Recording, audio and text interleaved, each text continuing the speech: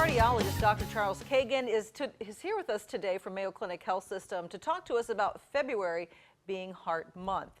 And so one of the things we want to talk about first is when it comes to heart disease, what are some of the symptoms that people should be looking out for?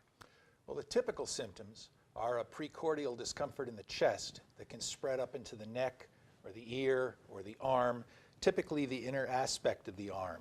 And that can come on with exertion, but it's much more ominous when it occurs at rest, because that's a hallmark of impending doom, actually. Okay, and it could be different. These symptoms could be different between men and women.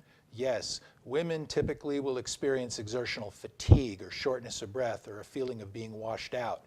They may sweat more with activity and just feel like they're not right. Something's not right. Okay, and then when it comes to some heart health risks, we're going to show people at home some of those things, but give us an idea. What are some of the risks, the way people are living, or maybe even their genetics? What are some of those issues that they should know about? Well, some of the risk factors you can do something about, such as your blood pressure or diabetes or high cholesterol or physical inactivity and inflammation. But other risk factors you can't do anything about: who your grandparents were, who your parents were.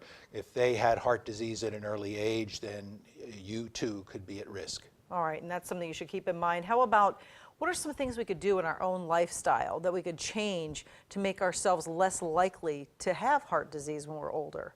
Well, eating a more heart-healthy diet would be important. Staying away from fats, especially saturated fats, fried foods, decreasing the salt intake in your diet. Typically, I tell my patients to look for colorful foods: red ones, green ones, orange ones. Stay away from white stuff and butter especially. Okay, that's a good thing to keep in mind. Awareness is a big thing that we want to just bring about, the awareness of heart disease. One of those ways we're going to do it is this Friday then, is Go Red Day or Wear Red Day. So make sure you do that if you want to do that around your workplace, at home, just to bring more awareness, because that is a problem, a continuing problem, people knowing about it. 1 in 3 women die of either heart disease or stroke.